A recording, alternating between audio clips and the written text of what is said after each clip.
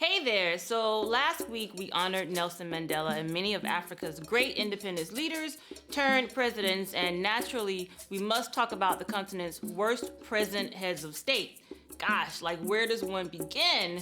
Okay, here's my attempt, and these picks are all based on high levels of corruption, human rights abuse, suppression of democracy, and horrible economies. So let's get started.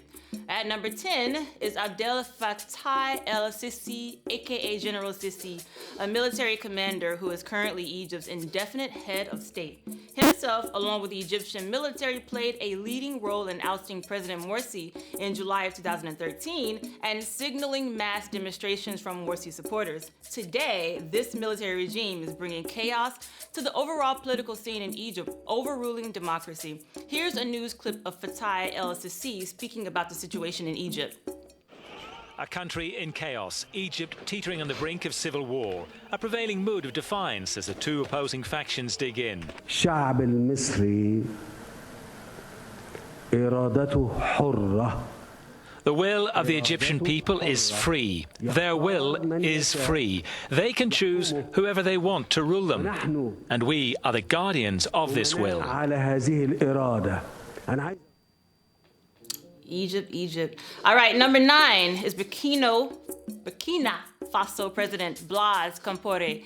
He's been in power since 1987 and is often referred to as a top traitor for assisting in a coup that murdered his own colleague, former Burkina Faso President Thomas Sankara. On the human rights development radar, Burkina Faso ranks low at number 181 out of 187 countries. Compaoré is heavily criticized for cronyism and indulging greatly in his own interests versus that of the Burkinabe population. And as far as freedom of speech is concerned, it can become quite dangerous speaking out against this regime. In 1998, a journalist was killed for investigating a murder involving Compaoré's brother. Preventing is to create an environment of trust between the population and their governments. It's that trust that will allow us to better handle emerging conflicts down the road. He also says the only way to achieve world peace is through dialogue, but it can only bear fruit when parties are willing to work together. Aller au dialogue suppose aussi Dialogue can have results only if there is trust in the first place. Going to the negotiating table in good faith means being able to accept equal compromise, i.e. not wanting everything for yourself and nothing for the other party. Mr. Compaoré, who visited Washington ahead of the 68th United Nations General Assembly, is known for the role he's played in mediations in many African countries, including Côte d'Ivoire, Mali, and Guinea. He's been in power since 1987 and, according to law, is serving his last term, which ends in 2015. Opponent. All right, at number 8 is 89-year-old Robert Mugabe. You knew he was coming. Zimbabwe's president and Africa's second longest serving leader with 33 years of rule under his belt. He's credited with Zimbabwe's current deteriorated economy. Employment rates are shameful, with over 60% of the population unemployed, which is crazy since Zimbabwe has an adult literacy rate of 90%, the highest in Africa. Several reports confirm his supporters or thugs use and violence and intimidation to keep opposition quiet, as well as local activists and the Zimbabwean media. Mugabe holds several honorary degrees from esteemed institutions. However, many of them have been revoked. Once known as a hero, today Mugabe is often referred to as a ruthless dictator. Check out this clip. Sir, Julian Mannion about here. I don't know if you remember me, sir. How do you feel being here, Mr. Mugabe? May I just ask you one question, sir? On what basis do you now regard yourself as President of Zimbabwe? On the same basis as Mr. Brown regards himself as Prime Minister of Zimbabwe. Sorry.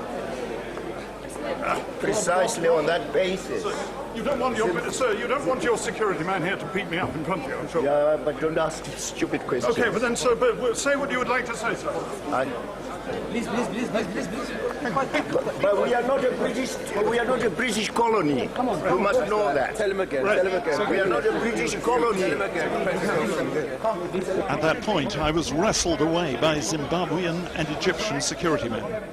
But the man who still calls himself president of Zimbabwe had plenty more that he wanted to say.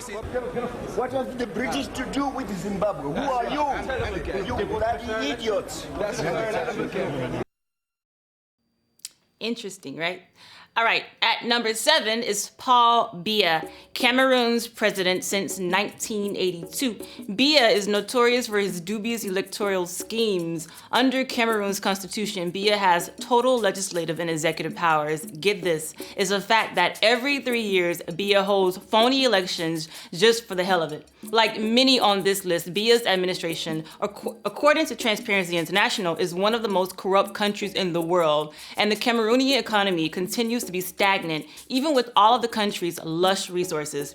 The Constitution guarantees freedom of speech, but with the usual threat of government censorship, it's rare to hear an opposing voice. Here's a quick little clip of Paul Biya hanging out with some dignitaries. The best in his keynote address to Cameroonians during the 50th anniversary of our armed forces in Bamenda, the chief executive promised that no region, no division, no subdivision or village will be forgotten during the implementation of his program for national development. He also disclosed that his main objective is to give hope to every person in our nation. And there he was, Paul Biya and wife, assuring their guests of fulfilling the promises of hope, progress, and development in all domains. He will use the new information technology to connect with and listen to the voices of the people. Today, Cameroonians have realized that we all need that peace and stability. That is why our unique democracy of appeasement remains instrumental for the progress and development of our nation. Thank God, those who burnt tires and destroyed national heritage today preach peace. It was indeed a celebration of peace and unity. Did you see his wife Chantel with the big hair? You can't even miss her. All right, moving on. Number 6 is Yoweri Museveni, Uganda's president. He rose to power in 1986 and contributed to the deposing of former President Idi Amin, another ruthless dictator. However, today the government of Museveni is marred with severe corruption, although several anti-corruption groups have been formed. Economic instability is out of control with inflation rates well over 30%. And there's a serious lack of respect for freedom of speech. Recently, 2 media houses were shut down by the government after reports criticizing the government were released. Opposition leaders and activists are often intimidated and harassed because of their outcry against Museveni's governance.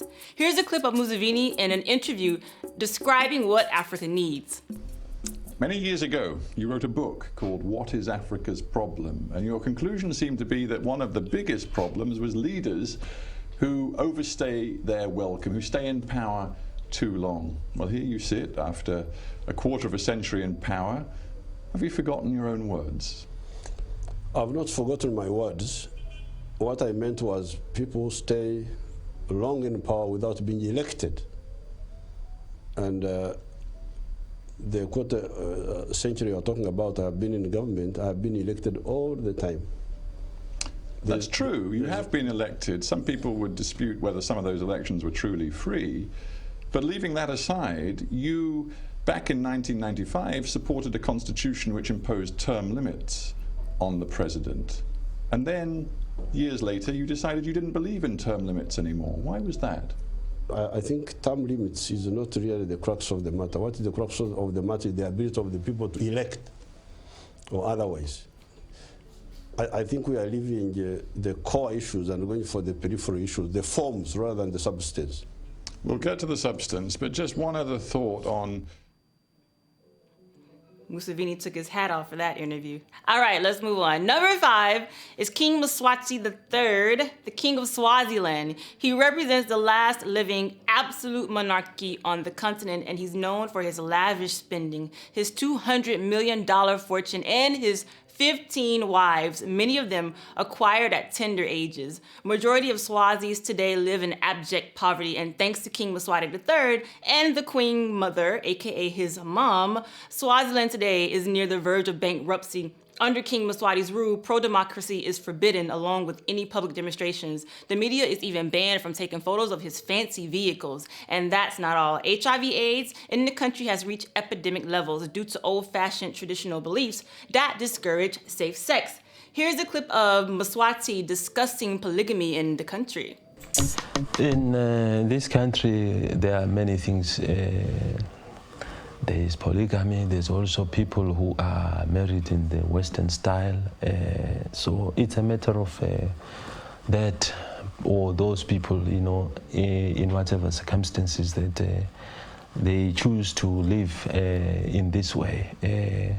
Otherwise, you know, those women who perhaps are concerned about how will their future be like, I think it will depend according to their partner. They will discuss, and then they will come to some kind of arrangement that this is the life we're going to live. So there are no laws in this country which actually say that everyone must live in this way. It's a choice of individual to say, this is how I... Okay, King. All right, let's move on. Number 4 is Gambia's President Yahya Jammeh, also known as His Excellency President Professor Dr. Alhaji Yahya Jammeh. That's his name, right? He came to rule Gambia after a coup in 1994, and he's been in charge ever since.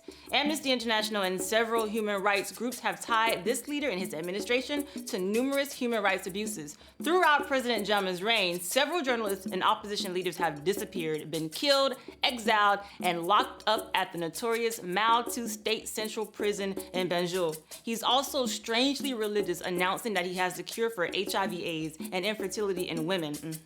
In 2009, several reports emerged alleging Mr. Jammeh's hunt to rid the country of witch doctors. Here's a clip from a documentary where President Jammeh explains how he works to cure AIDS. I feel a great burden, a big sense of responsibility, because they have all their hopes in me. If I fail, I would have failed them, I would have disappointed them. And the consequences will be very drastic for me as a person. So it's not fun. Coming out and treating these people is not fun.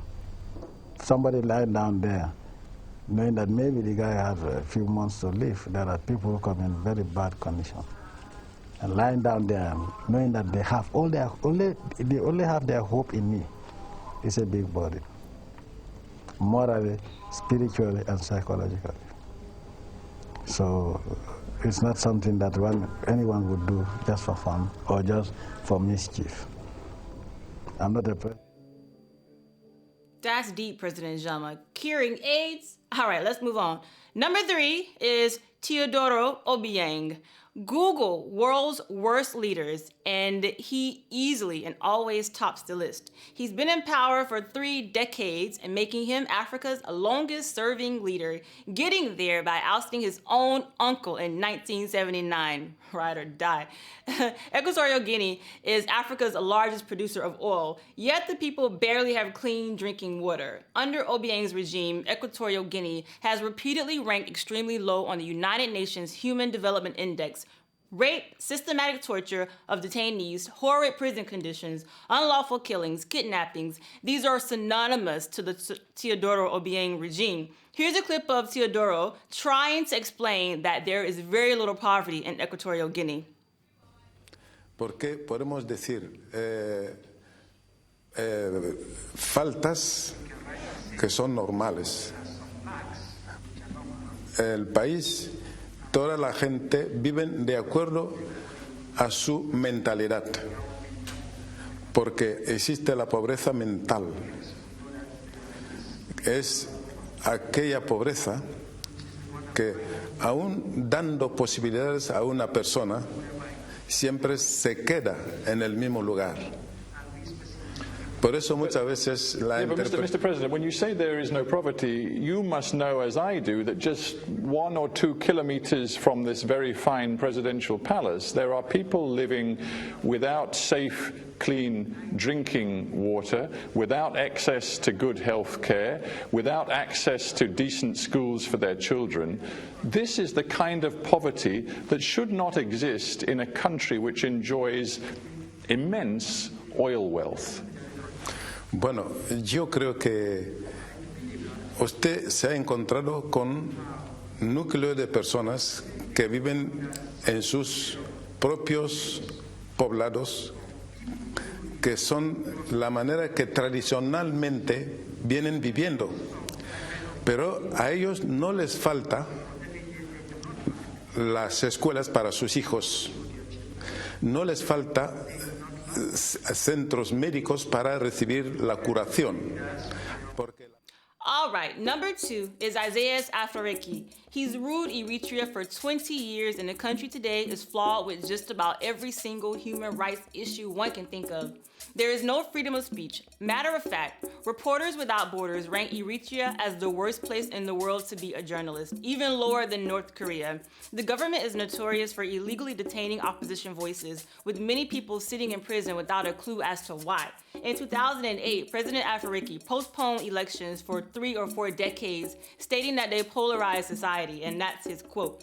He's also blamed for stirring the Eritrean-Ethiopian War in 1998, where more than 70,000 people died. Today, Eritreans are fleeing the country in droves because of the harsh living conditions. Here's an interview where President Afwerki answers questions about the numerous human rights issues in Eritrea. If your country is not on war footing, how come there's so much repression? There's no freedom of the press, there's no freedom of speech. I can understand where you come from, and this is again another boring joke based on fabrications. What, can anybody leave the country when they want to? Did you enjoy the show yesterday? Can anybody leave the country when they want to? Did you enjoy the show yesterday? Can anybody leave the country when they want to? In the streets, anybody can leave this country anytime. If they can get a passport? What is it to get a passport from a country you deserve to be a citizen for? What about freedom of the press, freedom of the speech? Eritrea jails more journalists than any other country in the world. Why do you have to resort to this? These are lies. You don't jail These journalists? are lies.